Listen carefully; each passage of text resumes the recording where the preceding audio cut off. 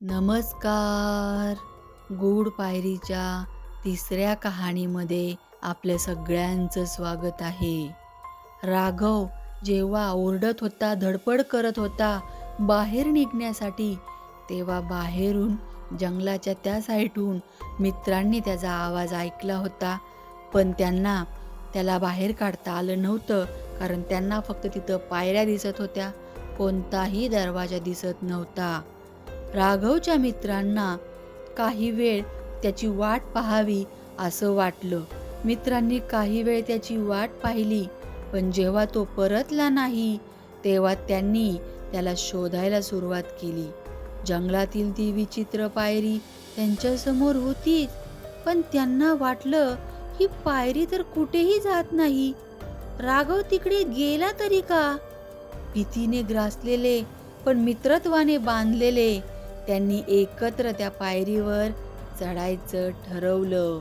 एवढं साहसी कृत्य त्यांनी आजवर कुणासाठीही केलं नव्हतं, पण आपल्या मित्रासाठी, त्याला परत आणण्यासाठी हे धाडसी कृत्य मित्रांनी एकत्र करायचं ठरवलं होतं. त्यांना पहिली पायरी चढताच अजब शांतता जाणवली. आसपास पक्ष्यांचे आवाज येत होते, जंगलातले ते गायब झाले. वाऱ्याचा मंद जो आवाज, जी झुळूक येत होती, ती देखील बंद झाली. वातावरण अचानक जडसर आणि दमट झालं. पायऱ्यांवर असलेले हातांचे ठसे आता मात्र स्पष्ट दिसत होते आणि त्या ठशांमधून काहीतरी जिवंतपणे हलत असल्यासारखं जाणवत होतं या सगळ्यांना. मग पायरीच्या शेवटी, म्हणजे पायरीच्या टोकाला ते पोहोचले. तिथे एक दरवाजा उभा होता. तो आता दरवाजा या मित्रांना देखील दिसला. धडधडीत चक्क दरवाजा होता. हा दरवाजा त्यांच्यासाठी पूर्णपणे बंद होता, पण त्याच्या आसपासच्या भिंतींवर रक्ताने कोरलेली अक्षरं दिसत होती. जो इथे आला तो परत जाऊ शकत नाही. एक मित्र घाबरून म्हणाला, आपण इथून निघून जाऊया. राघवला सोडूनही आपण वाचू शकत नाही. पण दुसऱ्याने ठामपणे उत्तर दिलं, नाही, आपण त्याला शोधायचंच. काही झालं तरी त्याला सोडायचं नाही. इतक्यामध्ये दरवाजा उघडतो. जसा त्यांच्यातला एक जण त्या दरवाजाला हात लावतो, तसाच दरवाजा आपोआप उघडतो आणि आता एक वेगळं भयावह जग प्रकट होतं.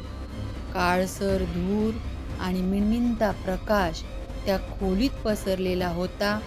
खोलीच्या मध्यभागी असलेल्या पेटीवर रक्ताने नवीन संदेश कोरलेला होता. तो संदेश आता असा होता की तुम्ही राघवला वाचू शकत नाही, पण जर इथे राहिलात तर तुमचा आत्माही आमच्या सोबत अडकेल. एवढं होते तोपर्यंत खोलीतून बाहेर पडण्यासाठी ते वळणार, तितक्यात अचानक त्यांच्या आसपास आकृत्या दिसू लागल्या. अचानकपणे त्यांना भयानक डोळे, अर्धवट जळलेले शरीर, जणू काही मृत लोकांची आत्मा त्यांना रोखण्यासाठी तयार होती. एक मित्र किंचाळला, हे काय चाललंय? आकृत्या त्यांना वेढत होत्या. त्यांच्या कानात हसण्याचे आवाज मध्येच येत होते, तर मध्येच आक्रोश येत होते. ते सर्व सहन करत असतानाच, ते पुढे पुढे जात असताना त्यांना राघव सापडतो. पण राघव मात्र एका कोपऱ्यात बसलेला होता. मित्रांना राघव दिसला, पण त्याचा चेहरा भयानक वेडसर दिसत होता. त्याच्या हातात ती डायरी होती. मित्रांनी त्याला हलवण्याचा प्रयत्न भरपूर वेळा केला, पण तो काहीच प्रतिसाद देत नव्हता. डायरीतील एका पानावर एक वाक्य वारंवार कोरलेलं जात होतं. वारंवार, तुमचा जो निर्णय आहे, तुमच्या प्रत्येक निर्णयाचा परिणाम भोगावा लागतो.